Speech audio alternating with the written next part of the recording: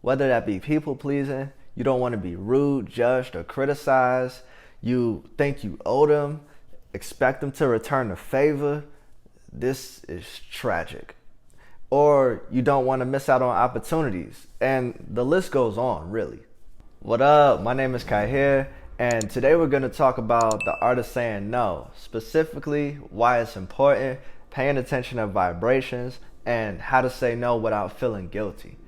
Back in college, there were parties almost every day, and that's one of the reasons why I struggled. But even when I dropped out, I was constantly being invited to parties every weekend, and it was fun.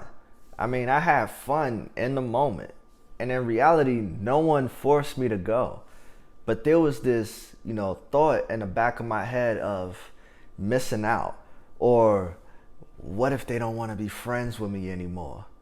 So how did I finally build up the courage to say, you know what? No.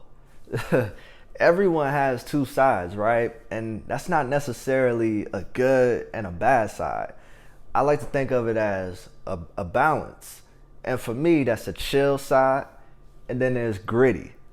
Well, my gritty side came out one day, and not for everyone to see, but more so in my head. So I was at a party, just like every other weekend, and my chill side had the same, thought process as usual. This is cool. This is fun. But my gritty side came out and was like, what the are we celebrating? What this did was basically reveal to me why it's important to say no and be comfortable in that decision. And there are many reasons, why someone may feel hesitant to say no. Whether that be people pleasing, you don't want to be rude, judged, or criticized, you think you owe them, expect them to return the favor, this is tragic. Or you don't want to miss out on opportunities, and the list goes on, really. But what we must do is learn to value our yeses in order for others to value them as well.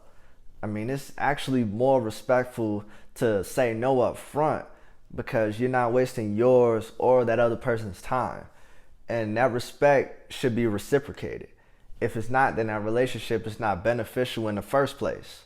Next time, before you commit to yes, ask yourself, does this align with my goals or values? And have my own needs been met? It's important to make yourself a priority by acknowledging where you stand.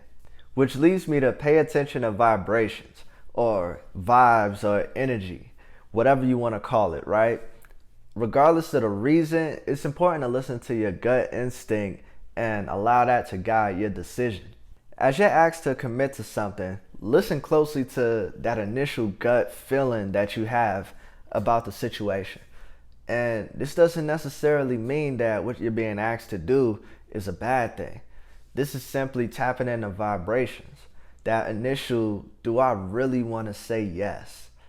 Because if you tune your body out now, then you'll regret it later in the form of stress or resentment. Vibrations really just sets the foundations for assessing your own needs. After you've assessed your needs and you've made that decision in your head, okay, I'm not going to do this. Now you need to figure out how to say no. How are you going to relay that message? Before we get into that though, I first want to address a few things. And that's, don't apologize for saying no. Don't say yes to another made up scenario in your head. It's no need to lie. And don't sound shaky in your delivery. Be direct. Alright, now that we got that out the way, I guess it's really a formula that you can use which really makes saying no an art. And that's just simply no plus gratitude. What do I mean by that? I got you. I appreciate the invite, but no. No, but thank you for thinking of me. No, but I appreciate the offer though. Kindness is the art. I hope this advice was appreciated because now that the secret's out, I'm pretty sure this won't work on my friends anymore. But regardless of all that, it's a respectful way to relay a message while also letting them know where you stand. I honestly don't get into explaining myself because I feel like that gives the other person an opportunity to talk you into it if they feel you're on the fence, or maybe they just don't care about what you have going on, which is understandable. Why would they? But I'm curious though, once you've gotten to this point, do you feel the need to explain yourself for saying no? I feel like that may depend on the situation.